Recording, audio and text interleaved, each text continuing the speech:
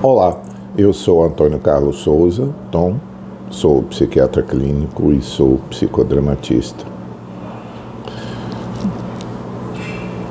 De vez em quando, ou quase sempre, eu estou trazendo aqui a ideia de que a psiquiatria, diferentemente do resto da medicina, os diagnósticos nossos são todos excludentes. Talvez só se compare na história da medicina, por ser tão excludente assim, o diagnóstico de hanseníase, o diagnóstico de tuberculose e o diagnóstico de AIDS, que são também doenças que ao longo da história médica, elas guardaram essas características de serem excludentes, né? Ofensivas, excludentes. Só que a psiquiatria continua, as outras deixaram de ser assim, pelo menos da mesma intensidade. Hoje a hanseníase e a tuberculose não guardam nem de longe nenhuma proporção com que ao longo dos tempos, dos milênios, a hanseníase e a tuberculose guardou. A AIDS, hoje, a mesma coisa. Hoje a AIDS é uma doença crônica, mas que pode ser zerada a carga viral dela. É uma doença, mas já não tem a carga pejorativa que tinha na década de 80. A psiquiatria se mantém. E na psiquiatria isso se ressalta basicamente por quê? Porque todos os diagnósticos psiquiátricos, todos os transtornos psiquiátricos, eles aparecem para a população, para as pessoas, para os que veem, como alterações de comportamento. Seja o falar sozinho, seja o fazer gestos estranhos, seja a atitude da pessoa. E muitas vezes o diagnóstico psiquiátrico é comprometido porque a visão popular é uma visão moral, uma visão comportamental. Isso particularmente daquilo que eu vou comentar hoje, que é mais uma vez o transtorno afetivo bipolar. O transtorno afetivo bipolar é um transtorno que é fásico. O que é que isso significa? Ele tem fases diferentes ao longo da história da pessoa e periódico, ou seja, de tempos em tempos, muitas vezes independente de qualquer fator desencadeador, a fase pode aparecer. Portanto, ele é fásico e periódico. E que fases são essas? As duas fases que dão um nome. Fazendo uma ressalva, o afetivo aí nada tem a ver com afetuosidade. Então, um transtorno afetivo bipolar não tem a ver com a desilusão amorosa, não tem a ver com esse aspecto da palavra afeto, que tem o sentido de afetuosidade. É que o afetivo em psiquiatria, na psicopatologia, tem a ver com todas as alterações que correspondem ao colorido do mundo. Né? Aquilo que o humor, as emoções, os sentimentos pertencem a uma função psíquica chamada afetividade. Então, quando nós chamamos de transtorno afetivo, não significa, nada tem a ver com a relação afetiva da pessoa com outra pessoa, ou consigo, ou com a família, ou que seja lá o quê. Então, é um transtorno que é dessa qualidade, diferentemente da esquizofrenia, que é um transtorno do aspecto, vamos dizer assim, da cognição, do pensamento, da maneira da pessoa conceitualizar o mundo, e que pode ter alterações também de percepção, que são as alucinações. O transtorno afetivo, ele aparece por alterações dessa dimensão nossa, que é a dimensão que dá o colorido à vida, que é a afetividade. Então, quais são os dois polos do transtorno afetivo bipolar? Um é o polo depressivo, que se caracteriza por tristeza sem motivo ou com duração excessiva, conteúdo autorrecriminatório, punitivo, sem expectativa, sem esperança, dificuldade de dar um passo, prostração. Então a energia da pessoa se esvai, o pensamento se torna pesado, lento, com conteúdo negativo para a pessoa, podendo haver até ideias de suicídio. E esse sentimento pesado de tristeza imotivado. Essa é a depressão. A depressão, sendo grave como ela é, mesmo assim, ela tem um aspecto comportamental, já que eu estou olhando o transtorno afetivo bipolar, como as pessoas olham.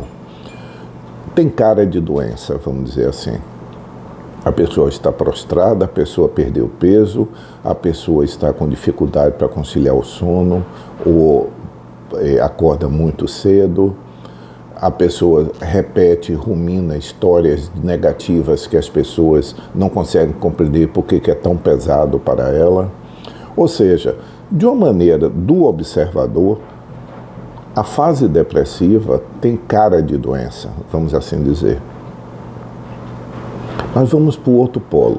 Do mesmo jeito que eu posso dizer essa sala é escura ou clara, se eu desligo as luzes aqui, a sala fica escura, se eu acendo ela fica clara.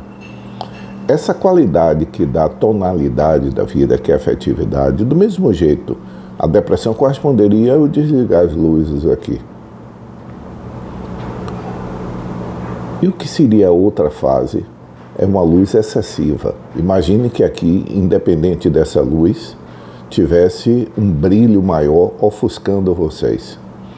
Isso seria a fase do humor eufórico, humor da euforia patológica, do humor hipomaníaco ou maníaco. E aí, novamente, uma ressalva.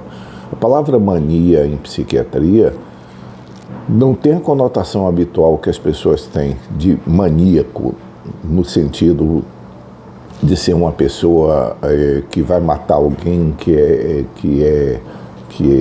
tem repentes. No linguajar do dia a dia, o maníaco é uma coisa assustadora. A palavra é usada de uma forma assustadora. Ou então, como hábito, tem mania de usar lá essa cor terra. Não, mania em psiquiatria tem uma conotação muito específica. É o espelho da depressão. É o outro lado. Enquanto que na depressão as pessoas estão com a energia baixa, lentas, a expressão é lenta, o gestual é lento, a fala é lenta, na mania a pessoa, tudo isso está aceleradíssimo. E eu estou colocando no superlativo. Se a fala de uma pessoa deprimida, é lenta, quase não saindo, com voz baixa, a fala de uma pessoa em hipomania ou mania é acelerada, com um tom de voz elevado. Se o conteúdo dos pensamentos de uma pessoa deprimida são conteúdos negativos para ela, de ruína, de autodepreciação, de desesperança, de culpa, na mania é exatamente o oposto. São ideias de potência, de grandeza, de ganho, de estar excessivamente inflado. Então, se na depressão a pessoa está com a expressão triste, a expressão verbal que ela usa é que as coisas estão acabadas para ela, na mania o sentimento é de uma euforia grandiosa. Então é uma imagem espelho. Por que a palavra hipomania e mania?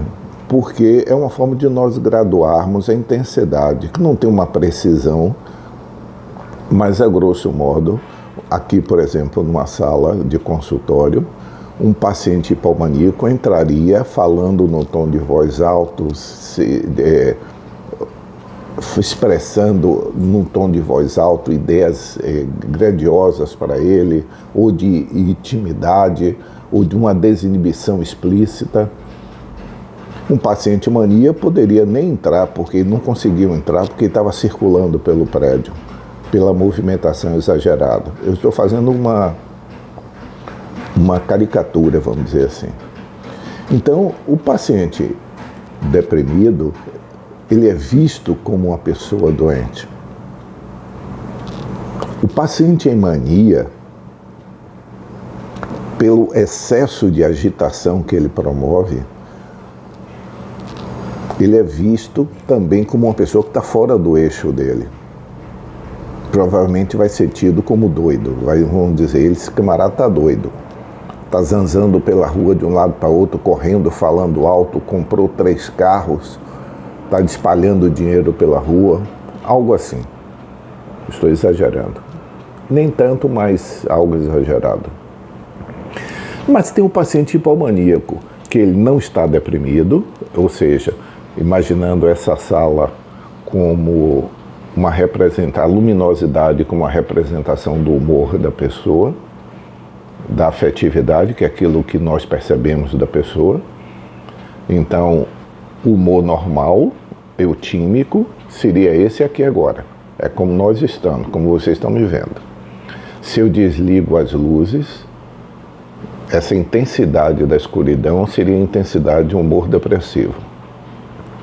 Se porventura essa luz ambiente com iluminação artificial, ela se tornar bem clara, seria uma hipomania. E se for algo tipo que ofusque vocês, seria mania. Seria a forma da gente entender razoavelmente como são as variações de humor.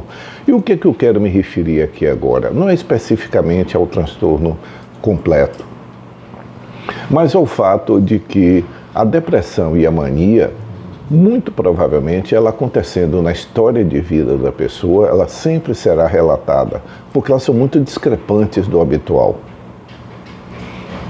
São muito diferentes do habitual. A mania é algo que afeta profundamente a vida da pessoa. É muito diferente do como a pessoa é normalmente. A minha preocupação, e por isso eu estou trazendo, se refere à hipomania. É a elevação do humor, mas que não chega ao ponto de ofuscar vocês. É como se fosse um aumento da luminosidade aqui, mas que vocês só percebem que a sala está um pouco clara, mais clara do que o habitual. Mas não está ofuscando vocês. Isso seria hipomania. Se vocês conhecerem minha sala pelo vídeo ou presencialmente, vocês poderiam dizer: sua sala está mais clara hoje do que o habitual. Mas se vocês não conhecerem e estiverem vendo pela primeira vez, vocês tomarão aquilo como uma iluminação natural minha.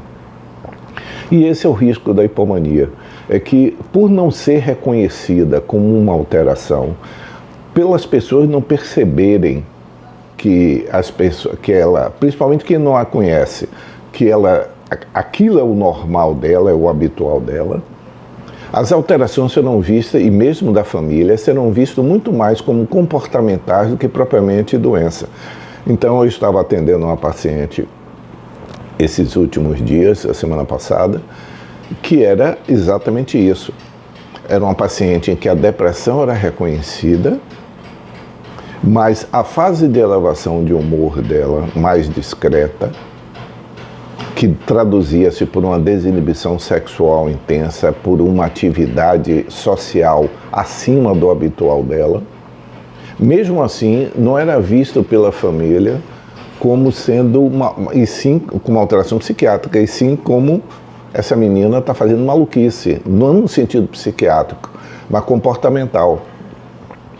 E ela própria se culpabilizava por ter saído de uma vida comum e ter se exposto a riscos de promiscuidade sexual por conta da desinibição sexual que a hipomania trazia. Como não era muito aparente que ela estivesse fora do normal dela, só estava acima, quem entrava em contato com ela só achava que aquela era uma pessoa fácil, vamos dizer assim. Então, a questão hoje aqui é lembrar mais uma vez que o diagnóstico, que sempre é complicado em psiquiatria, é perceber se essa pessoa, além de ter a depressão que ela relata, que normalmente a primeira relato sempre são as depressões, porque tem cara de doença, se já houve o episódio de mania, e se tiver havido, muito provavelmente será relatado, porque ele é muito diferente. Mas o mais difícil para nós como psiquiatras é conseguir que as pessoas identifiquem essa pequena alteração de humor que não é da normalidade, mas que não chega a soar como patológico, e sim vai ser visto como uma alteração de mau comportamento, vamos dizer assim. Esse é sempre aquilo que eu digo que é o calcanhar de Aquiles da psiquiatria, que é o que nós chamamos como diagnóstico de transtorno afetivo bipolar tipo 2. Espero que haja sido útil.